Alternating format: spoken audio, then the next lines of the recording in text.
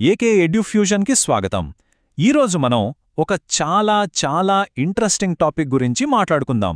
అదేంటంటే ఇండియన్ ప్రెసిడెంట్కి సంబంధించిన రాజ్యాంగ ఆర్టికల్స్. వాటిని ఒక సూపర్ సింపుల్ సరదా ట్రిక్తో ఎలా గుర్తుపెట్టుకోవాలో చూడబోతున్నాం.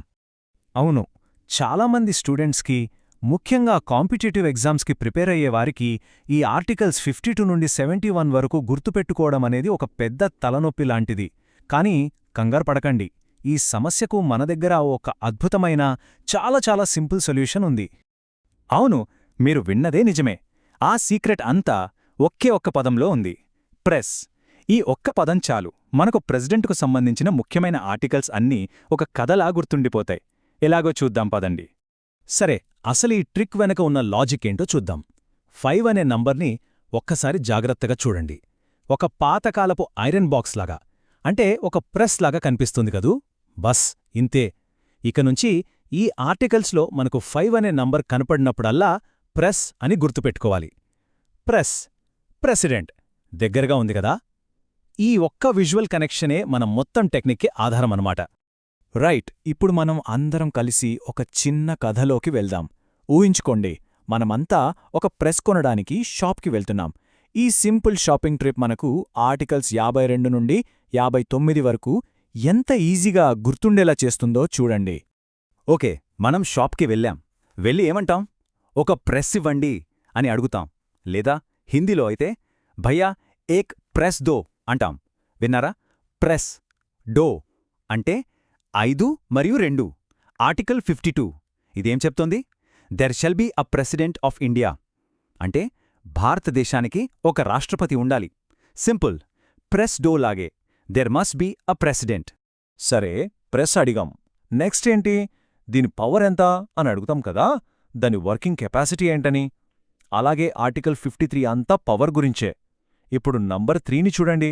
దాన్ని అద్దంలో చూస్తే ఎలా కనిపిస్తుంది? ఈలాగా. ఈ ఫార్ ఎస్, ఎగ్జిక్యూటివ్ పవర్. సో ఆర్టికల్ 53 ప్రకారం యూనియన్ యొక్క ఎగ్జిక్యూటివ్ పవర్ అంతా ప్రెసిడెంట్ దగ్గరే ఉంటుంది. షాప్ అతను మన ముందు బోలెడన్ని ప్రెస్సులు పెట్టాడు. అప్పుడు మనం ఏం చేయాలి? మనకు కావాల్సిన బెస్ట్ దాన్ని ఎన్నుకోవాలి, అంటే ఎలెక్ట్ చేసుకోవాలి. సో ఆర్టికల్ 54 ఎలక్షన్ గురించి. మరి నంబర్ 4నెలా గుర్తుపెట్టుకోవాలి? దాన్ని తలక్రిందులుగా తిప్పి చూడండి. ఒక కుర్చీలా, ఒక చైర్లా కనిపిస్తుంది కదా. ఆ అత్యున్నతమైన చైర్ కోసమే కదా ఎన్నికలు జరిగేది. అంతే, ఆర్టికల్ 54 అంటే election of the president. Okay, election జరగాలి అని డిసైడ్ అయ్యాం. కానీ ఎలా జరగాలి? దానికో పద్ధతి, ఒక విధానం ఉండాలి కదా. అదే ఆర్టికల్ 55. ఇక చూడండి, 2 5లున్నాయి. అంటే మన ముందు 2 ప్రెస్సులున్నట్టు ఊహించుకోండి. రెండిట్లో ఏది తీసుకోవాలో తేల్చుకోవడానికి ఒక పద్ధతి కావాలి. అందుకే ఆర్టికల్ 55 మేనర్ ఆఫ్ ఎలక్షన్ గురించి చెబుతుంది. సరే, ప్రెస్ ఎలా ఎంచుకోవాలో కూడా తెలిసిపోయింది. ఇప్పుడు మనం అడిగే ఇంకో ముఖ్యమైన ప్రశ్న ఏంటి? దీనికి వారంటీ ఎంత కాలం, అంటే దాని డ్యూరేషన్, టైం. ఇంకో మాటలో చెప్పాలంటే టర్మ్. ఆర్టికల్ 56 ప్రెసిడెంట్ యొక్క పదవీ కాలం, అంటే టర్మ్ ఆఫ్ ఆఫీస్ గురించి చెబుతుంది. ఇక నంబర్ 6ని చూడండి. అదొక గడియారంలా లేదు. గడియారం దేనికి గుర్తు? టైంకి, అంటే టర్మ్కి. సింపుల్. ఒక ప్రెసిడెంట్ పదవీకాలం అయిపోయింది, వాళ్లు మళ్లీ పోటీ చెయ్యొచ్చా? రీఎలక్షన్కి వాళ్లు అర్హులేనా? ఈ అర్హత అంటే ఎలిజిబిలిటీ గురించే ఆర్టికల్ 57 మాట్లాడుతోంది. 7 నంబర్ని చూస్తే ఒక త్రాసులాగా, వేయింగ్ స్కేల్లాగా కనిపిస్తోంది కదా. ఈ త్రాసు అర్హతను తూకం వేస్తుందని గుర్తుంచుకుంటే చాలు. ఇక ప్రెస్ కొనే ముందు మనం చేసే ఫైనల్ పని ఏంటి? దాని క్వాలిటీ, ఫీచర్స్ అన్ని పక్కాగా చెక్ చేస్తాం. కరెక్టా? అలాగే ప్రెసిడెంట్ అవ్వాలంటే కొన్ని క్వాలిఫికేషన్స్ ఉండాలి. ఆర్టికల్ 58 ఆ క్వాలిఫికేషన్స్ గురించే. ఇక 8 నంబర్ని చూడండి. అందులో మీకు క్యూ అనే అక్షరం కనిపిస్తుందా? క్యూ అంటే క్వాలిఫికేషన్స్. ఇంతకన్నా సింపుల్గా ఉంటుందా? మనం ఒక ప్రెస్ కొన్నామనుకోండి, దాంతోపాటు కొన్ని కండిషన్స్ కూడా వస్తాయి. తడి చేతులతో వాడద్దు, దాన్ని ఓపెన్ చెయ్యొద్దు లాంటివి. అలాగే ప్రెసిడెంట్ పదవికి కూడా కొన్ని షరతులు, అంటే కండిషన్స్ ఉంటాయి. అదే ఆర్టికల్ 59. మరి 9ని ఎలా గుర్తుపెట్టుకోవాలి? దాన్ని కొంచెం తిప్పితే అందులోంచి ఒక సిని, ఒక ఓని మనం ఊహించుకోవచ్చు. సిఓ, కండిషన్స్ ఆఫ్ ఆఫీస్. అంతే. ఓకే, ఇప్పటిదాకా మనం ప్రెస్ కొనడం వరకు వచ్చాం. ఇప్పుడు మన కథ రెండో దశలోకి వెళుతోంది. ప్రెస్ని ఇంటికి తెచ్చేశాం, దానికి పవర్ కనెక్ట్ చేశాం. ఆ తర్వాతొచ్చే విషయాలు, సమస్యలేంటో చూద్దాం. 60వ సిరీస్ కోసం మన ట్రిక్కి ఒక చిన్న అప్గ్రేడ్.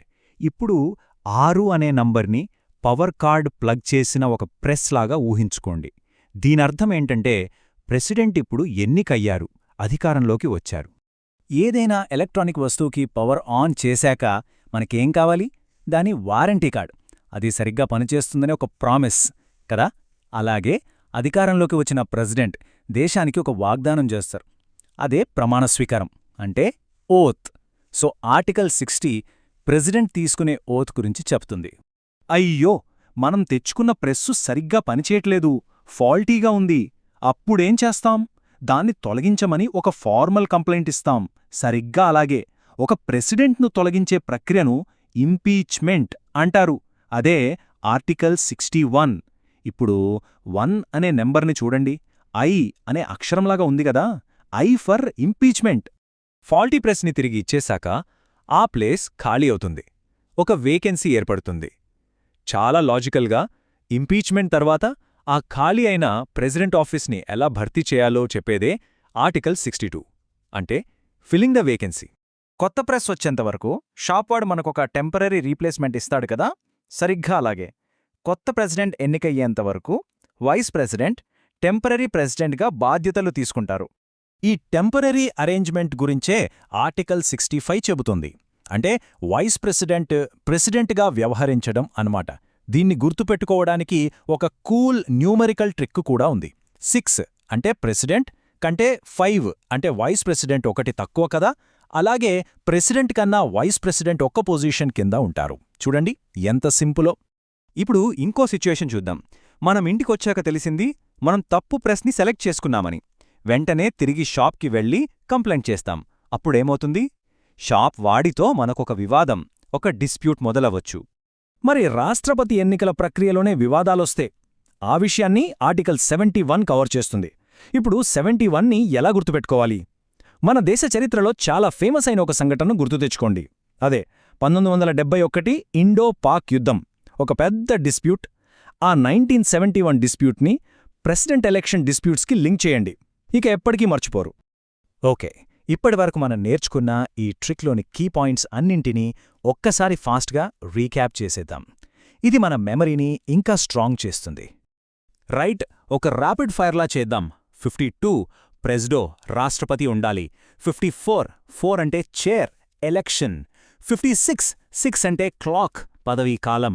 58లో క్యూ ఉంది, క్వాలిఫికేషన్స్. 60 పవర్ ఆన్ అయింది కాబట్టి ప్రమాణ స్వీకారం. 61 అంటే ఐ, ఇంపీచ్మెంట్. ఇక ఫైనల్గా 71 1971 డిస్ప్యూట్ అంటే ఎలక్షన్ డిస్ప్యూట్స్. పర్ఫెక్ట్.